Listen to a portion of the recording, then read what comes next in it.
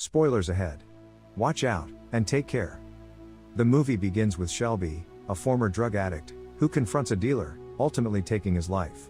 Sheriff Mike, also dealing with loss from his son's substance use, becomes intertwined. Shelby's motivation stems from losing his fiancé, Ruby, to an overdose, setting off a path of vengeance against the town's drug trade. He had promised Ruby a better life, planning to replace her plastic ring with a diamond. Ruby, surprisingly, had wanted to break free from drugs after Shelby's proposal, wishing for a clean life together. Mike, haunted by memories of his son, wrestled with guilt and the town's rampant drug problem, leading him to tell Shelby to leave town. However, Ruby struggled more than Shelby in staying clean, battling the physical and mental torment of withdrawal. Despite this, she found solace in Shelby's arms, whose co-worker warned him of the town's overdose epidemic, urging him to leave. Unlike him, she fought to stay sober, needing a gentle push to reclaim her old self. Delving into the struggles of addiction, resilience, and the difficult path to recovery for both of them. Amidst the trials and tribulations, it is the way we confront and endure these struggles that truly defines us. Ruby, determined to get money for drugs, expressed her desperation to Shelby. However, she also shared her aspiration to attend St. Baptist Church for recovery and sobriety. In an effort to make a fresh start and show his commitment to Ruby, he ventured into a pawn shop, aiming to purchase a diamond ring for her. He promised himself to return with the means to buy the ring. On his way out, he encountered Elvis, his former drug dealer, who tried to slip drugs into his pockets. Resolute in his determination to stay clean, he refused Elvis's offer, asserting his clear-headedness. Elvis, however, threatened to approach Ruby, prompting Shelby to offer him money to stay away from his fiancé. As weeks passed, they gradually found solace in each other's company, embarking on a journey of recovery together. Ruby even secured a job at a local thrift store, eager to contribute to their shared future. Meanwhile, Sheriff Mike crossed paths with Elvis, who suggested taking on additional side hustle jobs. Mike, aware of Elvis's dubious intentions, warned him to steer clear of trouble. The couple's relationship continued to strengthen, culminating in a visit to Ruby's sister to celebrate her son Connor's 9th birthday. Amidst the festivities, Ruby's sister dropped a bombshell: Ruby and Shelby were engaged and planning to marry soon. This revelation stirred a mix of emotions within the family. However, the news of their impending marriage is met with disapproval from Ruby's mother, Greta. She expressed her discontent over not being consulted about the proposal, and demanded that Shelby vowed to keep her daughter safe at all costs. Despite initial resistance, Greta eventually came around to support their union. Adding to the occasion, Shelby's sister generously offered her wedding dress as a gift to Ruby, further cementing the sense of familial acceptance. Everything was falling into place for them, as they basked in their happiness. In a significant step towards her own spiritual renewal, Ruby confided in Shelby that she had spoken to Pastor Paul about undergoing baptism again, signaling her commitment to a fresh start and a life free from the clutches of addiction. However, their newfound bliss was threatened when Elvis, reluctant to lose his clients, approached Shelby. Despite Shelby's insistence to stay away, Elvis's deceitful tactics came to light when he falsely accused Shelby of drug use to Ruby, and left her with drugs, solely driven by profit. Tragedy struck when Shelby discovered Ruby's lifeless body, succumbed to an overdose. In a desperate bid to honor her wishes, Shelby brings her body to Pastor Paul for baptism, fulfilling her desire to be cleansed in the river. Fueled by grief and a sense of righteous anger, Shelby resolves to seek justice for his beloved's untimely demise. Sheriff Mike, who shared a personal connection with both of them, understands the depth of Shelby's pain and his determination to avenge her death.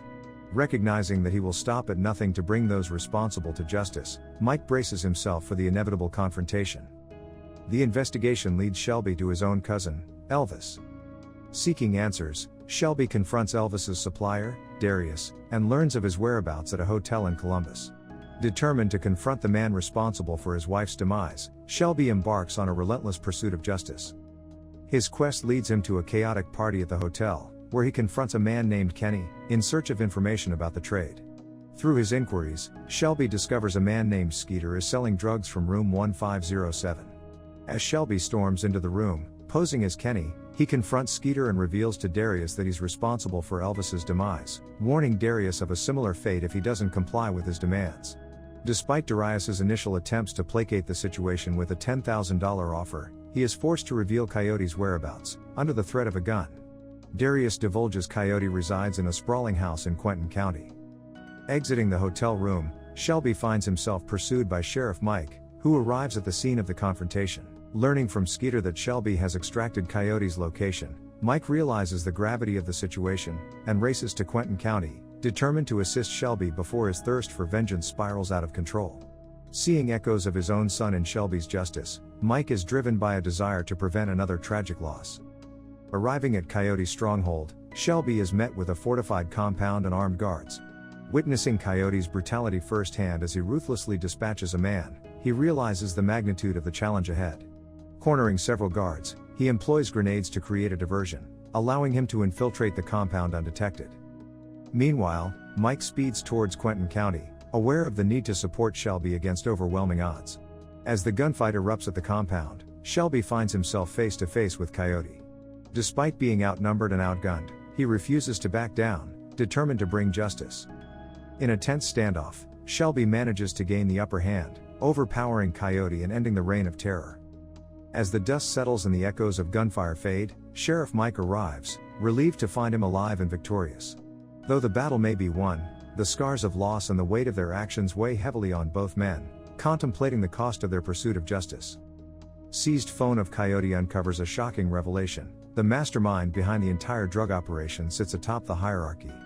Mike pleads with Shelby to let go of his thirst for vengeance, imploring him to understand that killing Coyote, or any other individual, will not bring Ruby back. Promising to bring the true perpetrators to justice through lawful means, Mike seeks to steer him away from the path of further bloodshed. However, their confrontation is interrupted when one of Coyote's men launches a sudden attack. In the chaos that ensues, Coyote is fatally shot by Mike, the moment bittersweet.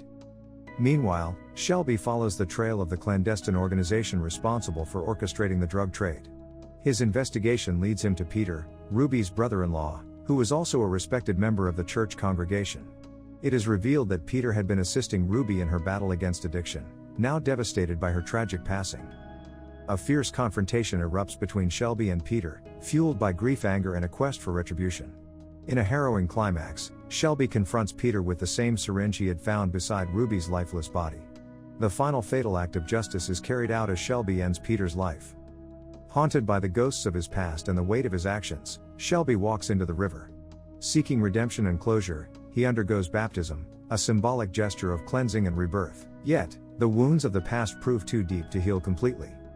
In a heartbreaking yet strangely serene moment, he succumbs to his wounds, finally reuniting with his beloved in death.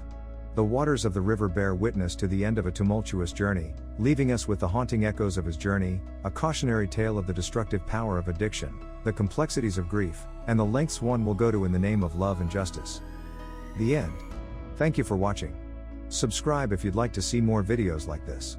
Turn on the notifications, and leave a like to help the channel out.